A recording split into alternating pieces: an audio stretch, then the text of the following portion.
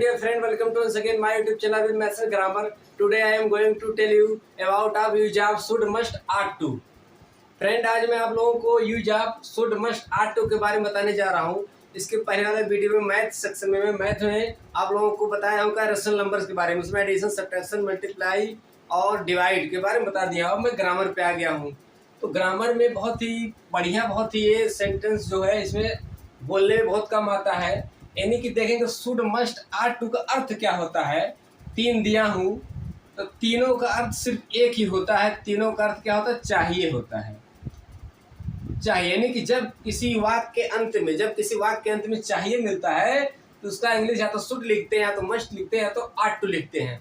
अब तीनों का अलग अलग कंडीशन, वही कंडीशन आपको अच्छी तरह समझना है। उसके बाद कहीं भी आपको मिलेगा सेंटेंस, आप उसको ट्रांसलेट कर ले जाएंगे। तो पहले मैं लिख देता हूँ, फिर आपको समझाता हूँ।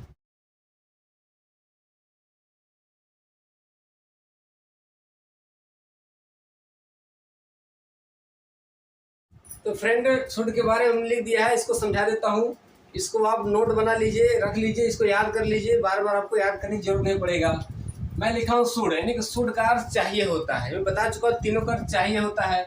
इसका चाहिए तो जब वाक्य में एडवाइस मीन्स क्या, तो सलाह दिया जा रहा हो किसी को, अर्थात साधारण बातों के लिए शुड का प्रयोग करते हैं। कोई जोर ना रहे, जबरदस्ती ना रहे, किसी को प्रेशर देकर बात को ना कहा जाए, तो साधारण बातों में आता है। जैसे आपको एग्जांपल दे, तुम्हें अब घर जाना चाहिए, इसमें हम अपनी तरफ से कह रहे हैं आप बात को मानो या ना मानो, ये आपके ऊपर है, ये मैं सलाह दे रहा हूँ। ये तो ये क्या होगा? शुड का प्रयोग हो गया। तो यहाँ पर तुम्हें का इंग्लिश क्या लिखते हैं? यू लिख देंगे। और उसके बाद ही चाहिए का इंग्लिश क्या लिखते हैं? Should, you should. उसको वर्ब ढूंढिए, उसको वर्ब लिखा जाता है। वर्ब जाना है, जाना का इंग्लिश क्या होता है? Go. You should go to house. अगर कहीं जाया जाता है तो टू लिखा जाता है, जिसका कोई अर्थ होता नहीं है। जाने के लिए टू लिखते हैं। You should go to house. अब का क्या होता है? नाउ होता है, तो नाउ लिख देंगे। पूरा हो गया। बच्चों को सड़क पर नहीं खेलना चाहिए, नेगेटिव है, तो नेगेटिव में शुड के बाद क्या होता है? नॉट होता है, तो बच्चों हो जाएगा। ये भी हम कह रहे हैं नहीं खेलना चाहिए, कोई बच्चा ना माने उस बात अलग है। तो हम सलाह दे रहे हैं किसी को, बच्चों को सड़क पर नहीं खेलना चाहिए। बच्चों क्या होता है? द चिल्ड्रेन होता है, CHILDREN। चिल्ड्रेन के बाद आपको लिखना होगा क्या? शुड। The children should. और निगेटिव होने के नाते क्या लिखना होगा? नॉट। उसके बाद क्रिया ढूंढिए। खेलना, खेलने के लिए क्या होता है? प्ले। प्ले हो गया। और क्या बचा? सड़क पर। जब कोई किसी के ठीक ऊपर वस्तु हो या खेला जा रहा है, तो इसी नाते पर अंग्रेजी ऐड न लिख के ऑन लिखते हैं। On the road. सड़क इंग्लिश क्या होता है? रोड। On the road. तीसरा, हमें प्रतिदिन स्नान करना चाहिए। ये भी साधारण बात है, जिसके नाते हम लिखेंगे वी। इसमें शुड लिखेंगे, SHOULD, वी शुड। स्नान करना क्या होता है? बाथ होता है, BATHE। We should bath. प्रतिदिन का क्या होता है? डेली भी होता है, एवरीडे भी लिखा जाता है। मैं डेली लिख दे रहा हूँ। तो अब मैं शुड के बाद क्या आ जाएगा? मस्ट। मस्ट के बारे में लिख देता हूँ, फिर आपको समझाता हूँ।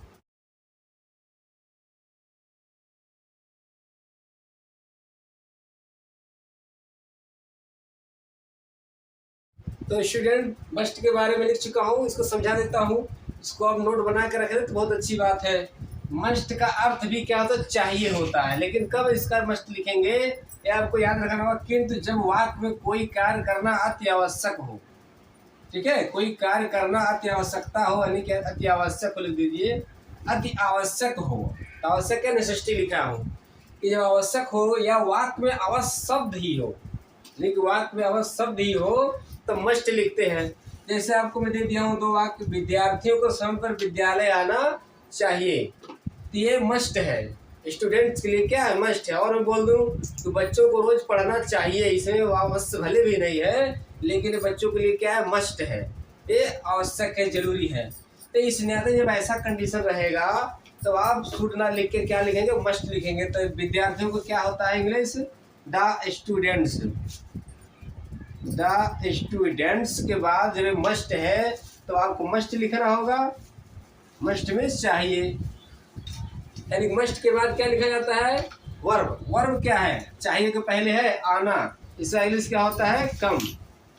स्टूडेंट मस्ट कम, कहाँ आना चाहिए? विद्यालय। Come to. Come to school. अब टू क्यों लिखा गया? जब कहीं पर जाया जाता है टू लिख दिया जाता है, ये प्रीपोजिशन है। कम टू स्कूल, समय पर। अब समय पर का अंग्रेजी आप लिख सकते हैं, या तो इन टाइम लिख दीजिए, एट टाइम भी लिखा जाता है, इन टाइम या एट टाइम, दोनों में से कुछ भी लिखेंगे दोनों सही रहेगा। तुम्हें यह काम अवश्य करना चाहिए। जैसे मैं इतने बोल दूं तुम्हें यह काम करना चाहिए तो ये शुड हो जाएगा, क्योंकि लेकिन जब हमने इसमें अवश्य लिख दिया तो ये जब अवश्य हमने शब्द लिख ही दिया तो वही अवश्य के जगह पे क्या लिखा जाता है? मस्ट लिखा जाता है। यानी किसी भी मस्ट होगा, तुम्हें का क्या हो जाएगा? यू। उसके बाद मस्ट, वर्ब ढूंढिए, चाहिए से पहले होगा करना, तो करना का लीजिए क्या होता है? डू होता है। तो ये काम करना अलग चीज़ है, यहाँ काम को इंग्लिश एक साथ लिखना होगा, तो करना का इंग्लिश डू हो जाएगा, यू मस्ट डू। यह काम को क्या लिखेंगे? दिस वर्क भी लिख सकते हैं, इट वर्क भी लिख सकते हैं। तो मैं इट दिस वर्क लिख दे रहा हूँ, दिस वर्क, यानी कि यहाँ दिस के जगह पे आप इट का भी प्रयोग कर सकते हैं। You must do this work. तो अब बचा है सो आर टू। तो आर टू के बारे में लिख देता हूँ, फिर समझा देता हूँ।